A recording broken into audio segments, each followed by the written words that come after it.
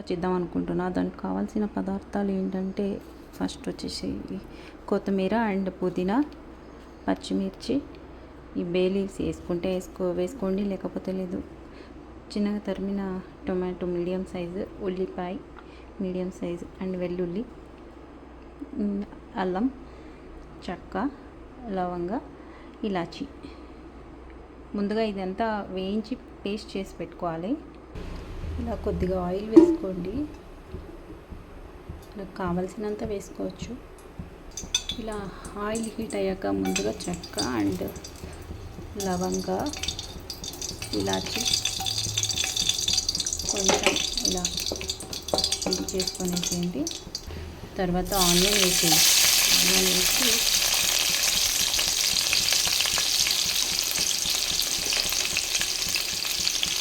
కాస్త ఆయిల్లో మగ్గించింది.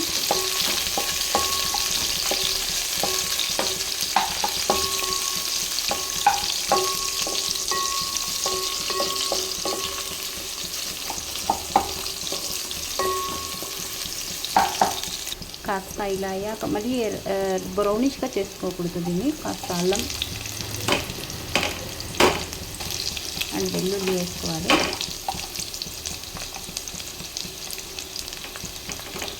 కావాల్సిన వాళ్ళు కాస్త ఎక్కువ వేసుకోవచ్చు కానీ, అండ్ అలాగే టమాటాస్ కూడా వేసేసి కొంచెం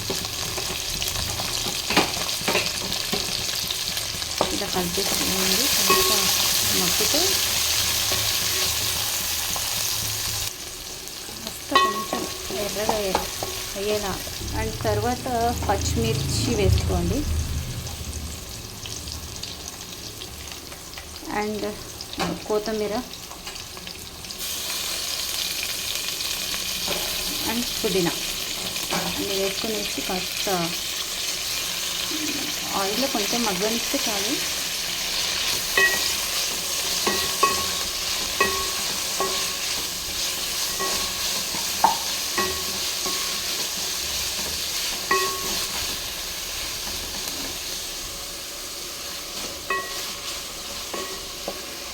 వీడియో నేనే తీయడం వల్ల ఇలా వచ్చింది. ఇఫ్ యూ డోంట్ మైండ్, కొంచెం క్లీన్గా తీద్దాం అనుకుంటే ఇది కొంచెం నేనే పట్టుకొని మొబైల్ తీయాలి కదా.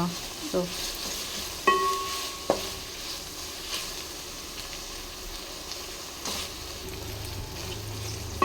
ఇక స్టవ్ ఆఫ్ చేసి దీన్ని మిక్సీ చేసుకుందాం. నెక్స్ట్ ప్రాసెస్ చూస్తా. ఇప్పుడు నెక్స్ట్ కాస్త ఆయిల్ వేయించుకోవాలి. ఇందాక నేను ఆయిల్లో అంతా మగ్గించాను కదా, అదంతా మిక్సీ చేసి పెట్టుకున్నా.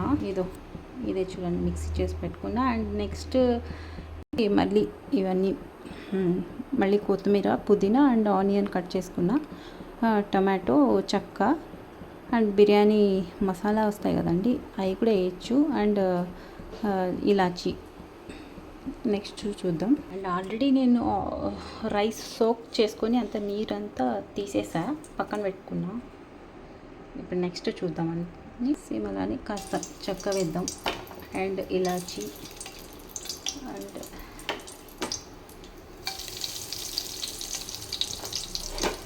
బిర్యానీ మసాలా అండ్ ఆనియన్స్ వేసుకుందాం. ఎర్రగా అవన్నీ వాళ్ళు కాస్త బ్రౌన్ కలర్ వచ్చేలాగా.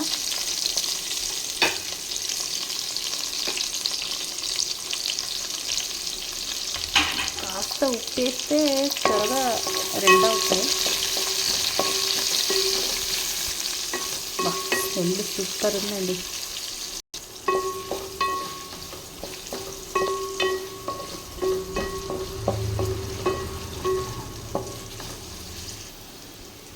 కాస్త సాల్ట్ వేస్తాం, త్వరగా రెడ్ అవుతాయి.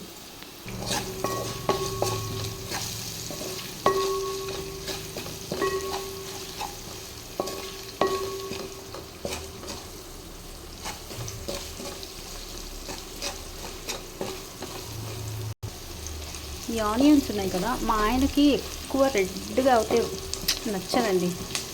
సో ఆయన ఎప్పుడు అంతే, కానీ కాస్త ఇలానే ఉండాలంటారు.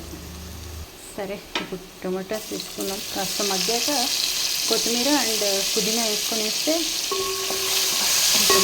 సరిపోయింది. కొత్తిమీర వేసుకునేద్దాం. ఇది పుదీనా కూడా వేసుకునేసి కాస్త అలా లైట్గా ఇది తిప్పేసి అండ్ మిక్సీ పట్టుకున్న పేస్ట్ అంతా వేసేసి ఇందులో కాస్త ఇలా కలిపేసి ఇలాగ మిక్సీ పట్టుకున్న పేస్ట్ అంతా ఇందులో వేసేసి మిక్స్ చేసి పెట్టుకున్నాం. కాస్త ఆయిల్లో మగ్గిద్దాం దాన్ని. మిక్స్ చేసి కలిపేద్దాం. అండ్ తర్వాత కాస్త కారం వేసుకునే వాళ్ళు వేసుకోవచ్చు, కానీ గరం మసాలా కూడా వేసుకోవచ్చు. నేనైతే కాస్త గరం మసాలానే వేస్తా. అండ్ మిర్చి చిల్లీ పౌడర్ కూడా వేస్తా, red chilli powder.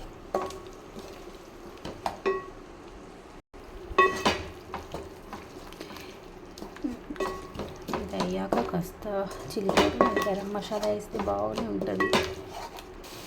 Chilli powder మనకు కావాల్సినంత వేసుకోవచ్చులే, కానీ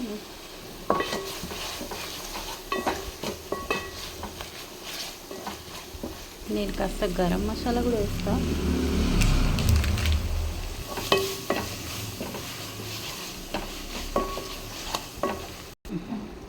ఇందాక కాస్త మగ్గింది. ఇప్పుడు నేను ఇలా సోక్ చేసుకుని పెట్టుకున్న రైస్ 1 అవర్ అండ్ నీరంతా తీసేసి ఇందులో వేసుకొని కాస్త అలా కలిపేసుకున్నాం దాన్ని. ఇందులోనే రైస్కి అంతా ఇలా మసాలా పట్టుకుంటే బాగుంటుంది.